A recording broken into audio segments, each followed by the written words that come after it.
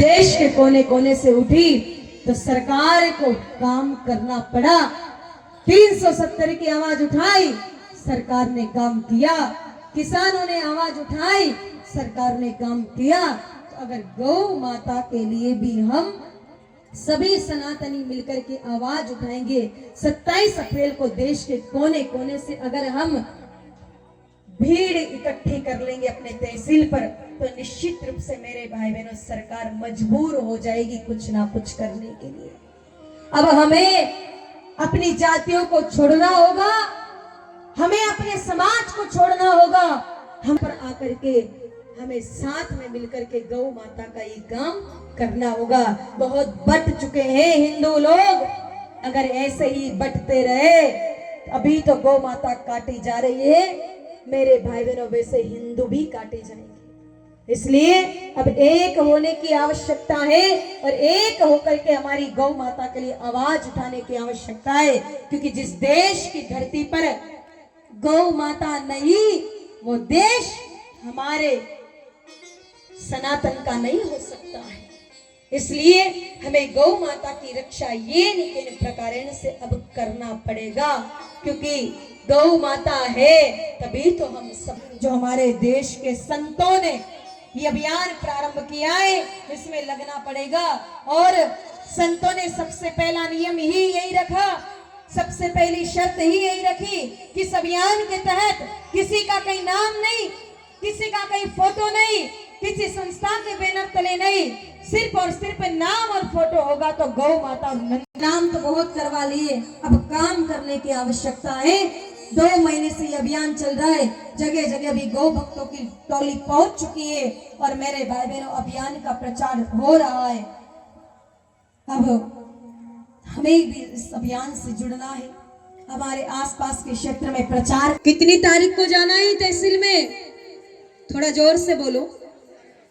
27 अप्रैल को, और अपने सब लोगों को लेकर के जाना, सुरभि गौ माता का कीर्तन करते हुए जाना, अधिक से अधिक संख्या में पहुंचना है।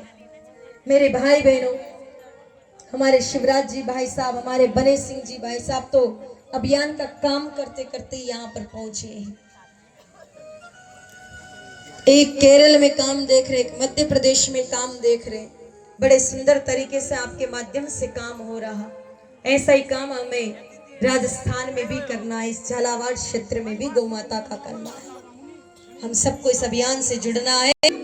एम्बुलेंस की सेवा के लिए 1500 रुपए मदन लाल जी सोनी पचपाड़ की तरफ से प्राप्त हुए। एक बार जोरदार ताली बजाए मदन लाल जी सोनी के लिए।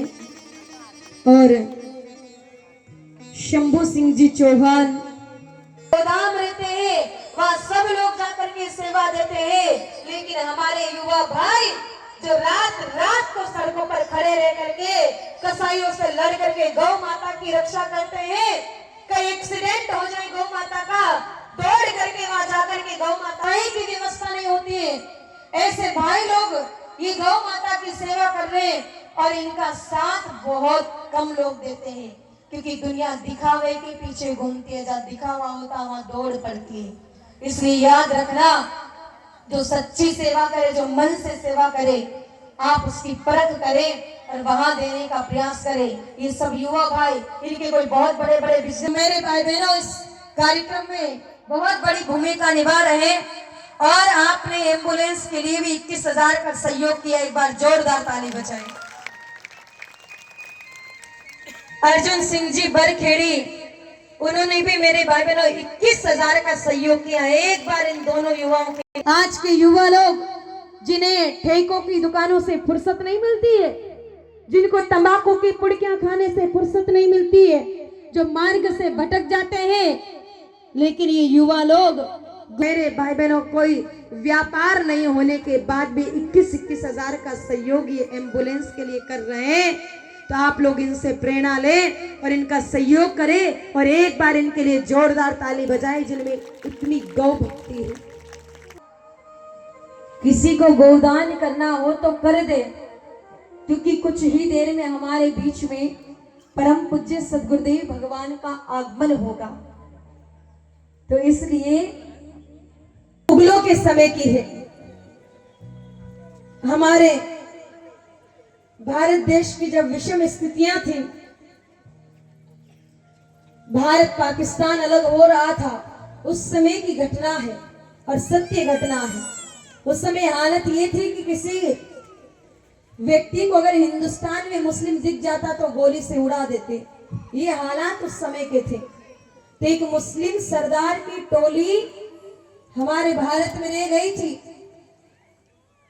जंगल में छुपी थी, गुफा में। अब भोजन की जो सामग्री थी कुछ दिन चली, लेकिन कुछ दिन के बाद में खत्म हो गई। मुस्लिम सरदार बोला कि अब तो भोजन का प्रबंध करना पड़ेगा, वरना प्राण